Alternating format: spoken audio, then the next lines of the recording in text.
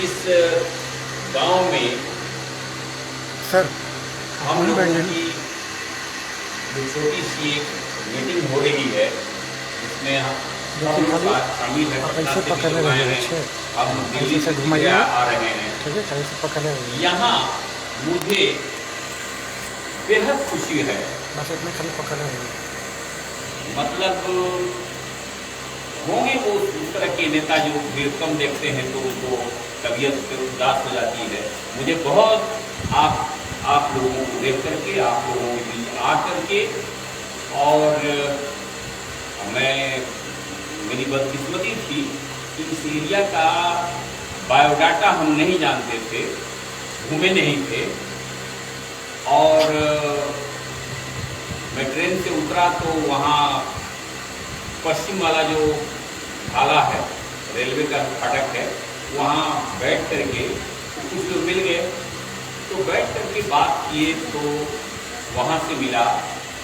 फिर उसके बाद से जब भाई जो हमको मोटरसाइकिल से लेके आए, उनसे बात करते आ रहे थे, तो जो तस्वीर सामने आई वो ये कि इस एरिया में ही नहीं, पूरे भारत भर में जो जातियां हिंदू या मुसलमान, जिनके पास जमीन कम है, गरीब हैं, ये नहीं उन्हें समझना चाहिए कि ये गरीबी मतलब कि हमें काम न करने की वजह से, मेहनत न करने की वजह से, या तकदीर हमारा खराब था इसलिए गरीबी मिली। खास करके ये जो अंसारी बिरादरी है, ये जो चमार बिरादरी है, और छोटी जातियां जो है इस एरिया में, नोनिया बिरादरी एक होती होगी, नोनिया, ये भी बिरादरी बहुत मालदार हुआ करती थी। ये जो तोप में और केमिकल में ये मट्टी के कारीगर थे, जो तोप दागने के लिए, तोप बनाने में जो काम आता था, सोरा मट्टी से ये बिरादरी निकालती थी। और मतलब कि बहुत ही कारीगर तरह की बिरादरी थी। उसी तरह जितना छोटी छोटी जातियां हैं हमारी, जो आज पटेल लिख रहे हैं लोग, वो भी बिरादरी, और भी जातियां जो हैं, जो गरीब लोग हैं, ये पहले गरीब नहीं थे। खास करके इस देश में मुगलों के बाद सबसे ज्यादा धनी अगर कोई बिरादरी थी, जाति थी, तो अंसारी बिरादरी थी। इससे ज्यादा दौलतमंद कोई बिरादरी नहीं थी। इसलिए कि उस जमाने में कोई दूसरा काम नहीं होता था, सबसे ज्यादा काम होता था कपड़े का, और कपड़े का ये कारीगर बिरादरी होती थी। हैंडलूम पर दुनिया का सबसे खूबसूरत कपड़ा ये बिरादरी बनाती थी। आप चलिए, ढाका से लेकर के आज सूरत तक मैं घुमा हूं और मैं देखा हूं कि लाजवाब कपड़ा बनाते थे। कपड़ा यहां से जाता था दुनिया में, पूरी दुनिया में जाता था, जहाज पे लग करके, और उधर से सोना और चांदी के सिक्के लग करके जहाज पर आते थे। पूरा भारत सोने और चांदी से भर गया, और ये बड़ी मालदार बिरादरी हो गई, बड़ी नफीस बिरादरी हो गई। इसी तरह से चमड़े का काम करने वाले जो चमार बिरादरी है, इनका भी सामान जाता था। जूता है, घोड़े का जीन है, और तरह तरह के लड़ाई के सामान बनाती थी ये बिरादरी, और जाता था बाहर, वहां से आता था। उसी तरह से बहुत सारे हमारे देश में खेती, फल, तमाम तरह के काम होते थे। ये जाता था, आता था। बहुत मालदार लोग जो आज गरीब हैं वो बहुत धनी हुआ करते थे। और इसका सबूत बता दें कि चमार को भी ले लीजिए, अंसारी को भी ले लीजिए और बैकवर्ड जातियों को ले लीजिए। ये जातियां लगभग 300 साल हो गया, 200 साल अंग्रेजों के राज में और 75 साल इधर, एक तरह से ये बिरादरी गुलाम ही है। तो 300 साल, पौने 300 साल ये बिरादरी गरीबी में काटी है।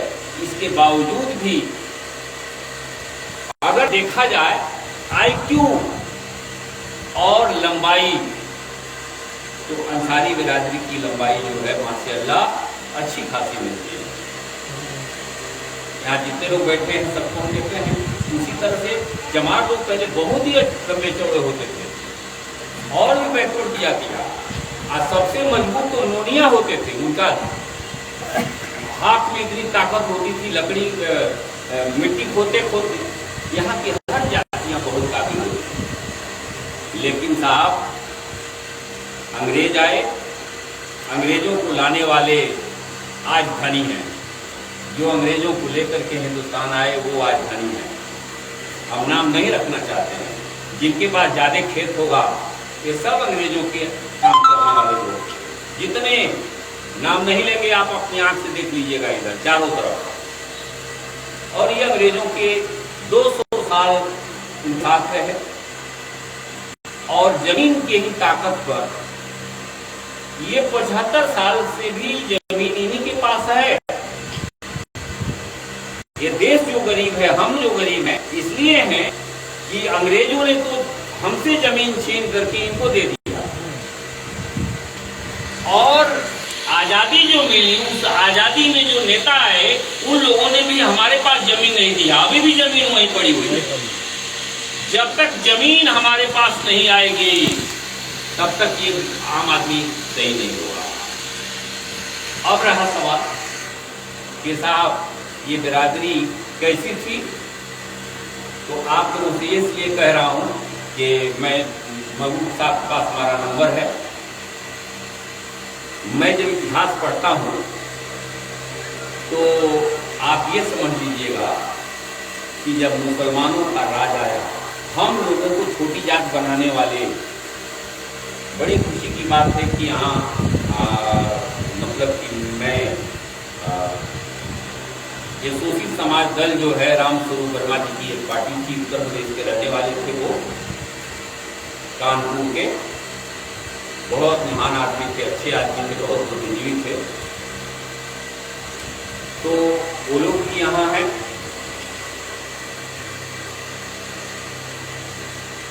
आप ये समझ लीजिए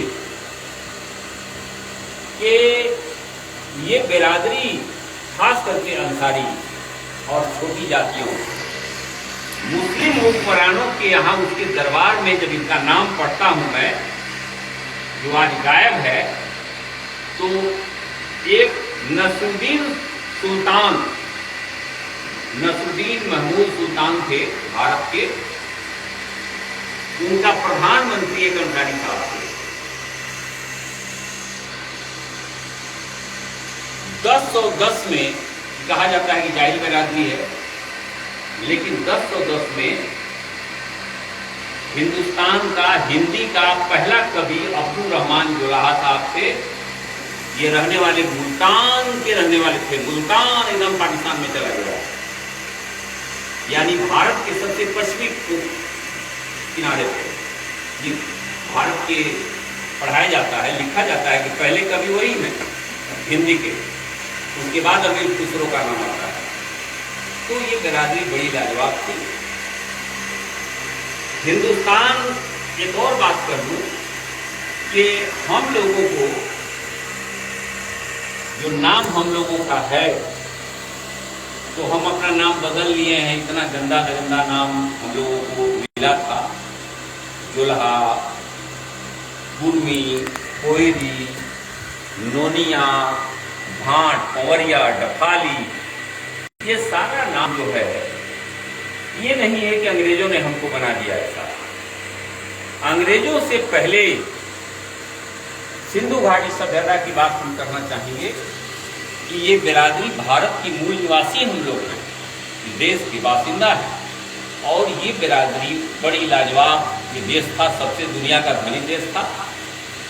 और जब आर्य लोग आए बाहर से तो इन लोगों ने हमको गुलाम का पेशा दे दिया। पखाना फेंकने के लिए डोम, चमड़ा का काम करने के लिए चमार, कपड़ा बुनने के लिए जोलहा, इस तरह का 6,740 जातियां में बांट गई हैं गुलामों। तो हमारी जो परेशानी है वो सिर्फ वो मुसलमानों के राज में थोड़ा सा सुधर गई, वरना हमको बिगाड़ा हुआ काम जो है वो आर्यों का है।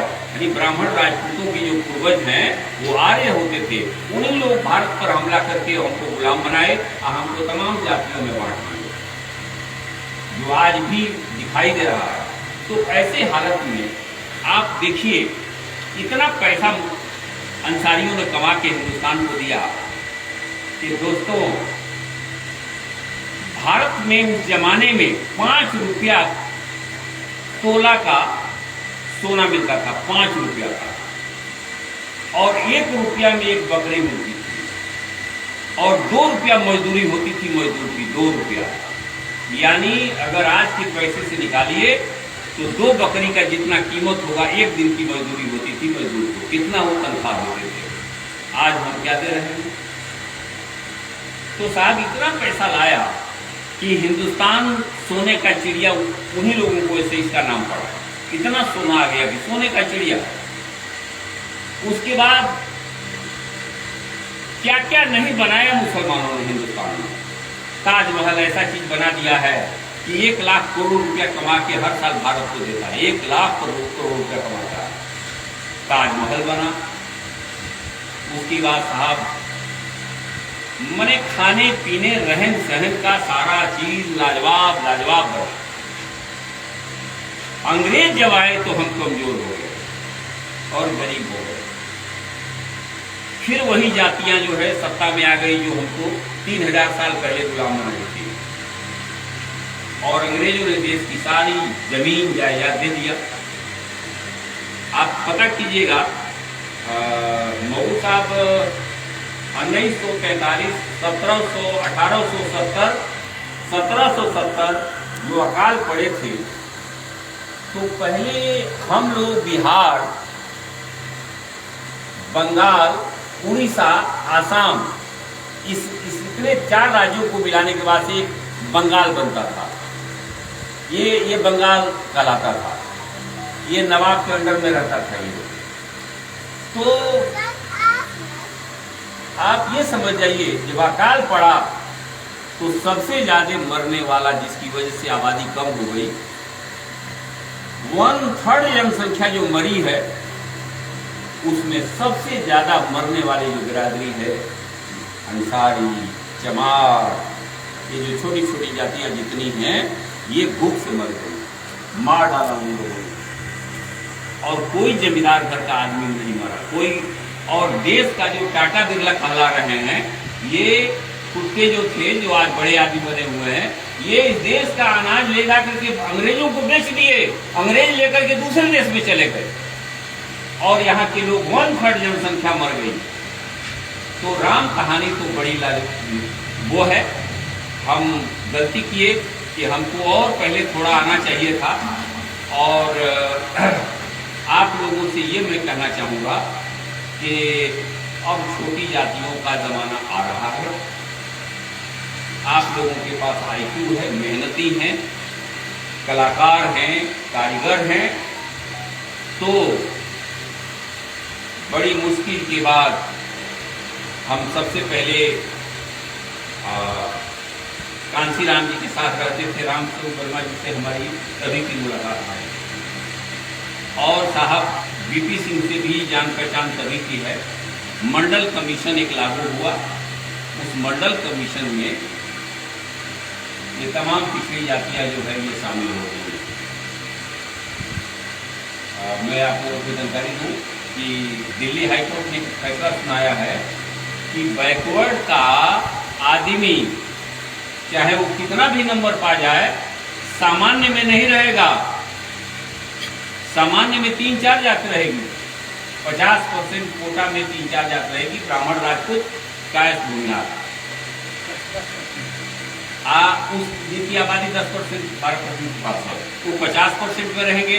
हम लोगों को 27.49% में हम लोग रहेंगे।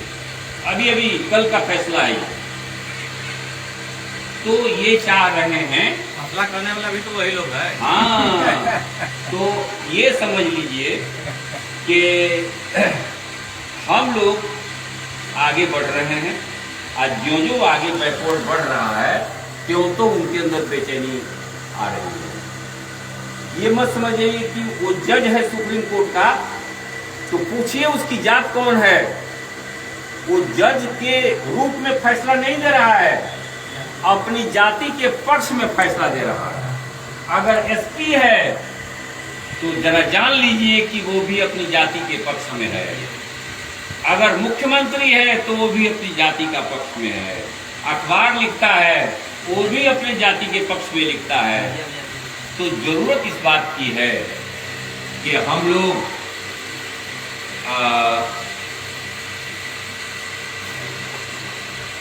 इकट्ठे हों, सारे बैकवर्ड चाहे हिंदू हो या मुसलमान हो, वो इकट्ठे हों और आपसी मोहब्बत और हमदर्दी लाए जाए।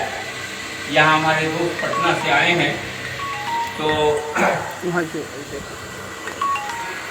मैं कहना चाहूँगा कि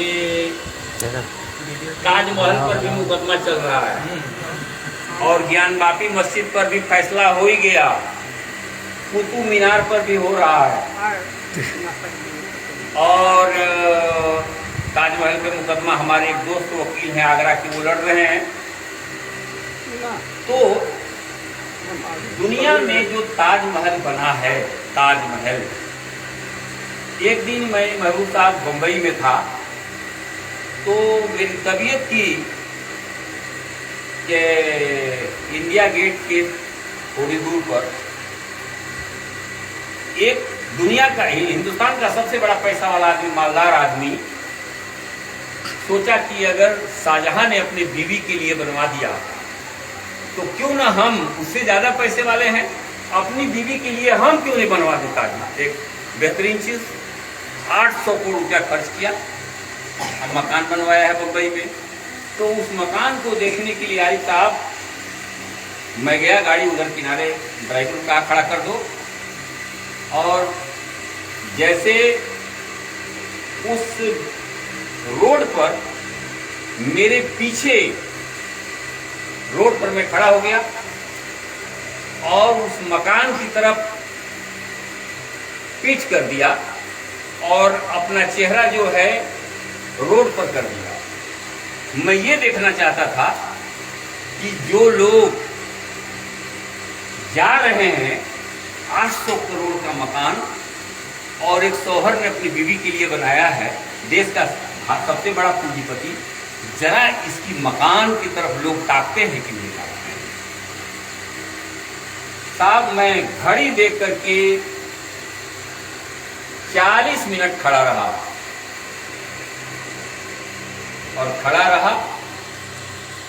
और साहब शायद ही कोई एक आदमी ताक दिया हो, कोई नहीं ताका। और सर ताजमहल देखने के लिए बंबई से 100 जहाज रोज आगरा एयरपोर्ट पे उतरती है। मैंने वो बंबई में है, उसको ताका तक नहीं कोई, और 100 जहाज उतरती है। शाहजहां ने जो बनाया, तो साहब साहिर लुधियानी साहब शायर थे, कम्युनिस्ट थे, तो उन्होंने ताजमहल को देख करके कहा कि एक शहंशाह ने बनवा के हंसी ताजमहल, हम गरीबों की मोहब्बत का उड़ाया है मजाक। यानी ताजमहल पे कमेंट किया उन्होंने, तंज कसा। तो साहब एक शायर ने कहा कि ताजमहल कैसे बनता है, कैसे बना है। तो ये उर्दू का शेर है, उसी में वो शायर ने कहा है ताजमहल की तारीफ में कि हर वफा जिंदा वो जावेद कहाँ होती है। आप किसके साथ वफादारी करते हैं, कहाँ वो आपको याद करता है। हर वफा जिंदा वो जावेद कहाँ होती है। दिल का हर जख्म कहीं दिल का कमल बनता है। दिल का हर जख्म कहीं दिल का कमल बनता है। एक शहंशाह भी हो, इश्क भी हो, दौलत भी। एक शहंशाह भी हो, इश्क भी हो, दौलत भी, तब कहीं जाके कोई ताजमहल बनता है। ऐसे थोड़ी बन जाता है। तो साहब मुझे ये लगा कि अरे कितना भी कई हजार करोड़ लगा दो आप। अभी नया पार्लियामेंट बनाए हैं, 2 आदमी मिल के, 2 बनिया मिल के बनाए हैं। एक मोदी भी बनिया है और टाटा जो ठेका लिया था वो भी बनिया है। साहब 20,000 करोड़। अरे साहब समझ लीजिएगा कि उसके सामने खड़ा होइएगा ना तो एकदम ताबूत नहीं होता है, ईसाइयों का ताबूत वैसा ही है। वैसे लग रहा है कि दिल्ली में वैसे वैसे बहुत माल है। दिखाया गया उससे पहले कहीं दूसरे प्रदेश में बना हुआ है वैसा। हाँ बना हुआ है, रिजेक्टेड है, वहाँ के लोगों ने रिजेक्ट कर दिया है। रिजेक्ट कर दिया। मुस्लिम कंट्री नहीं है। तो ये जो है ये भी कोशिश किया बनाने के लिए कि हमारा नाम जो है इतिहास में आ जाए। कैसे आएगा, नहीं आएगा। तो मुसलमानों के पीरियड में, अकबर की पीरियड की बात बताऊं सर, दुनिया में कौन देश धनी है इसको कसौटी कसने के लिए, थर्मामीटर एक्सरे करने के लिए 2-3 चीज बढ़िया होती है। अगर उस देश में दुनिया भर के लोग आते हो, तो मान लेना चाहिए कि वो देश दुनिया का 1 नंबर दौलतमंद देश है। जैसे आज हमको बुला रहे हैं लोग अकेले अमेरिका, तो अकेले अमेरिका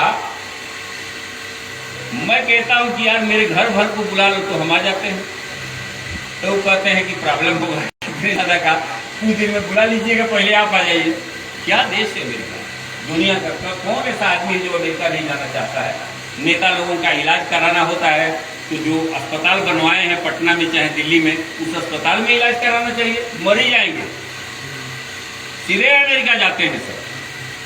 ये बेईमान हम लोगों को कहते हैं कि ये जो चहवा अस्पताल है, मरने वाला अस्पताल, उसी में इलाज कराओ।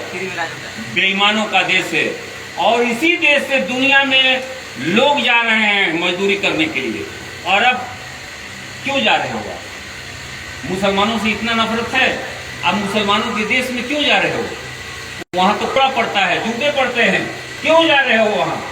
तो सर इतना महान देश है कि यहाँ छत पे जो काम कर रहा है, खेत में जो काम कर रहा है, अगर खेत में गिर के मर जाए तो उसके घर खबर कर दिया जाएगा। छत पर से गिर करके मजदूर मर जाए तो क्या वहाँ कानून है, इस्लामी कानून, कि अगर मजदूर रखना है तो उसके लिए एयर कंडीशन घर दीजिए, कमरा, तकिया, बिस्तर, गद्दा सब चीज दीजिए, और उसको खाना दीजिए बढ़िया। और बीमार पड़ गया तो इलाज आप ही को कराना पड़ेगा। अल्लाह अगर मर गया तो 86,000 रियाल उनकी बीवी को देना पड़ेगा, अल्लाह से उस बीवी के पास भेजना पड़ेगा। ऐसा कहीं है तो पता चलता है कि देश के आधा से ज्यादा तो हिंदू चले गए हैं। अरे भाई उनको नहीं जाना चाहिए। हम लोग तो बड़ी कट्टर आदमी हैं। अगर फैक्ट्री गेट पे सुअर बांध दिया गया हुआ, कहा जाए कि यहाँ आपको 1,000 रुपया रोज दिया जाएगा, तो मुसलमान तो नहीं जाएगा भाई उसमें काम करने के लिए। और वहाँ गाय काटी जाती है, खाई जाती है, तमाम तरह की बात है। लेकिन क्यों जाते हैं? इसलिए कि वहाँ इतना ज़्यादा एहसान। तो यहाँ का आदमी अरब जा रहा है, अमेरिका जा रहा है, इंग्लैंड जा रहा है, दुनिया में जा रहा है, और भारत में कहीं का कोई आदमी नहीं आ रहा है। सबसे कंगाल बना दिया हम लोगों ने। तो दोस्तों एक शेर आपको मैं सुना के जाना चाहता हूँ। इन नेताओं पर कि नदी के घाट पर गर सियासी लोग बस जाते हैं, नदी के घाट पर गर सियासी लोग बस जाते तो प्यासे होठ एक एक बूंद पानी को तरस जाते। नदी के घाट पर अगर 86 लोग बस जाते तो प्यासे होठ एक एक बूंद पानी को तरस जाते। गनीमत है कि मौसम पर हुकूमत चल नहीं सकती, गनीमत है कि मौसम पर हुकूमत चल नहीं सकती, वरना सारे बादल इन्हीं के खेतों में बरस जाते। तो दोस्तों, मैं ये गुजारिश आपसे करूंगा कि कभी रात को ऐसा के आसपास सब लोगों को बुलाइए, हमको भी बुलाइए। ये एरिया मैं रिसर्च मैंने एक तरह से करने वाला हूँ। गुलामी के सारे असरात मुझे नजर आ रहे हैं, सारे असरात गुलामी के। एक और चीज है, तो हम आना चाहते हैं इस एरिया में। महबूब साहब से मेरा रिक्वेस्ट है कि जो 2-4 बड़े गांव हैं जहां रात को काफ़ी लोग इकट्ठे हो जाए, तो हम लोगों आप लोगों की बात दूर तक जरा जाए, इसके लिए मैं दोबारा आना चाहता हूं। और बहुत हर आदमी को प्यार किया हूं, बहुत अच्छा लगा है। मैं आप लोगों के साथ एक फ़ोटो खिंचाना चाहता हूँ, यही बैठ करके। आइए बोल, आ जाइए, बैठ जाते हैं हम लोग। आ जाइए, आइए।